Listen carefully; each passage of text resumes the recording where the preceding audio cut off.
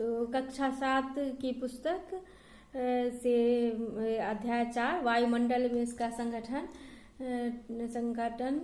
से है। तो पिछली वीडियो में इस पर हम वायुमंडल तक आए थे और इसकी चर्चा किए थे। अब नेक्स्ट हम आगे बढ़ते हैं। पहली वीडियो में आप देख लीजिएगा पहले, और नेक्स्ट वीडियो में आप इसमें आप आगे अभी जो हम पढ़ा रहे हैं उसको भी देख लीजिएगा, तब आपको पाठ पूरी तरह समझ में आ जाएगा। बीच बीच में हमने इसमें आपको उत्तर भी दिया है और समझाया भी है पाठ के आधार पर, और मूल बिंदु को भी रखा है पूर्व में, उसे आप जरूर देखिएगा। तो अब आगे है कि आकाश में बादल होते हैं तो हमारे यहाँ का तापमान क्या होता है, अचानक बढ़ जाता है। ऐसा इसलिए होता है क्योंकि सूर्य की जो किरणें परावर्तित होकर अंतरिक्ष में जाने लगती है, तो वे बादलों के कारण क्या है, रुक जाती है और पुनः यह पृथ्वी पर वापस आ जाती है, जिससे हमारा वातावरण अपेक्षाकृत अधिक गर्म होता है। पृथ्वी का ऊंचाई वाला भाग पर्वत पहले गर्म होता है या तल वाला भाग अर्थात मैदान। तो पहले सूर्य की किरणें पहले कहाँ पहुँचती है, तो पहले वह पर्वत पर पहुँचती है, बाद में वो मैदान पर। तो इसलिए पहले क्या है, पर्वत गर्म होना चाहिए, किंतु ऐसा नहीं होता। यह वायुमंडल ऊपर से नहीं बल्कि नीचे से गर्म होता है। ध्यान देने के समझिए, यहाँ पर वायुमंडल जो है ऊपर से नहीं बल्कि नीचे से गर्म होता है। इसलिए जब धरती का ठोस धरातल गर्म होता है तो उसके संपर्क में आने वाले वायुमंडल की परतें पहले गर्म होती है एवं उत्तरोत्तर ऊपर की ओर गर्मी प्रवाहित होती है, ऊपर की ओर गर्मी बढ़ती है। स्पष्ट है कि जैसे जैसे हम ऊपर की ओर जाते हैं गर्मी की कमी हो जाती है। गर्मी की क्या होती है, कमी हो जाती है। अब है वायुमंडल का वायुमंडल का संयोग मेल। वायुमंडल में क्या क्या होता है इसको अब हम देखेंगे। तो वायुमंडल में जैसे देखिए, अब है कि पहले है जो गुब्बारे में कौन सा गैस भरा रहता है, तो गुब्बारे में जो हम लोग मुंह से जब उसको बच्चे फुलाते हैं, हम लोग वही बच्चे थे तो फुलाते थे, आप भी फुलाते होंगे, सब वही बच्चे फुलाते हैं। आजकल तो बर्थडे पार्टी में फुलाना होता है। तो जब हम मुंह से बैलून को फुलाते हैं तो हम कौन सा गैस छोड़ते हैं, कार्बन डाइऑक्साइड। तो उसमें भी क्या है, कार्बन डाइऑक्साइड ही गैस भरती है। और जो ये व्यावसायिक तौर पर दुकान वाले बेचते हैं बड़े से गुब्बारे, बड़ा वाला गुब्बारा, वो जो बैलून तैयार करके बेचते हैं, भर के बेचते हैं गुब्बारे, उसमें वो कौन सा गैस भर देते हैं, तो हाइड्रोजन गैस भरते हैं। कौन सा गैस, तो हाइड्रोजन गैस भरते हैं। क्योंकि हाइड्रोजन गैस ऑक्सीजन और कार्बन डाइऑक्साइड हवा से हल्की होती है। हाइड्रोजन गैस जो है वो कार्बन डाइऑक्साइड गैस से हल्की होती है। इसके कारण क्या होता है कि वो जो हाइड्रोजन गैस वाली बैलून होती है वो क्या है, हवा में ही उड़ जाती है। बहुत से बच्चे देखते रह जाते हैं और बैलून हाथ से छूट के उड़ गया। तो इसका क्या कारण है, हाइड्रोजन गैस का हल्का होना और उसमें हाइड्रोजन गैस का भरा होना। अब हम देखेंगे कि वायुमंडल में कौन कौन सी गैसें मौजूद हैं।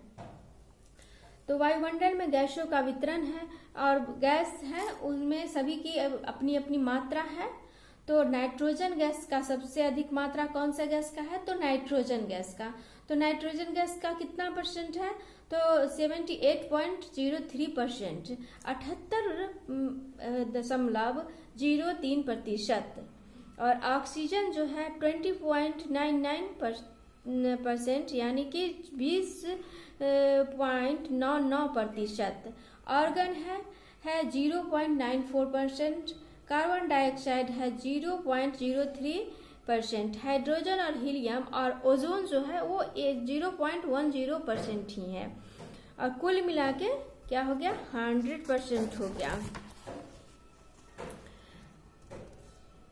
संगठन क्या है, तो वह प्रक्रिया है जिसमें जल वाष्प सूक्ष्म कणों के आसपास एकत्रित होता है जिसमें जल वाष्प सूक्ष्म कणों के आसपास एकत्रित होता है जिनसे बाद में वर्षण होती है, संघनन कहलाता है। क्या कहलाता है, संघनन कहलाता है। सीमा, अब वायुमंडल में कई गैसें उपस्थित है जिसमें नाइट्रोजन की मात्रा सबसे अधिक मात्रा किसकी है। आपसे पूछा जाएगा कि वायुमंडल में सबसे अधिक कौन सी गैस की मात्रा है, तो आपका उत्तर होगा नाइट्रोजन। और कितना प्रतिशत है, तो 78.03%। जबकि ऑक्सीजन है 20.9%। किसी बुक में आपको 21 भी देखने को मिलता है। इसके अतिरिक्त कार्बन डाइऑक्साइड, हीलियम और ओजोन, आर्गन एवं हाइड्रोजन भी वायुमंडल में पाए जाते हैं। इसके अलावा सूक्ष्म धूलकण पाए जाते हैं। इसके अलावा क्या पाए जाते हैं, सूक्ष्म धूलकण पाए जाते हैं जो संघनन प्रक्रिया में महत्वपूर्ण भूमिका का निर्वाह करते हैं। वातावरण में इन गैसों का प्रभाव नजर आता है। कार्बन डाइऑक्साइड गैस की बढ़ती मात्रा के काफी दिक्कतें हो कार्बन डाइऑक्साइड की बढ़ती मात्रा के कारण बहुत से दिक्कतें आ रही हैं।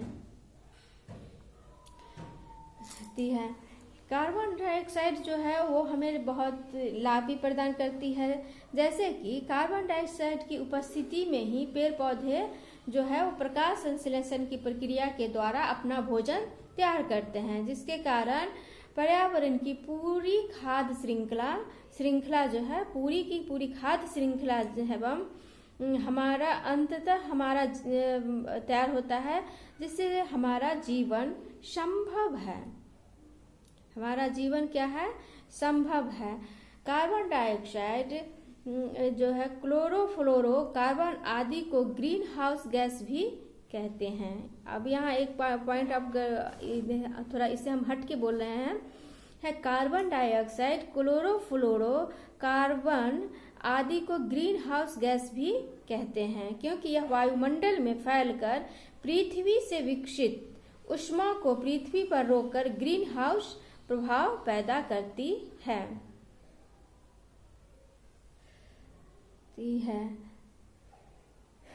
स्थलीय विकिरण में सूर्य द्वारा प्राप्त ऊष्मा दीर्घ तरंगों में, स्थलीय विकिरण में क्या होता है सूर्य द्वारा प्राप्त ऊष्मा मतलब गर्मी दीर्घ तरंगों में बदल जाती है, जिससे कार्बन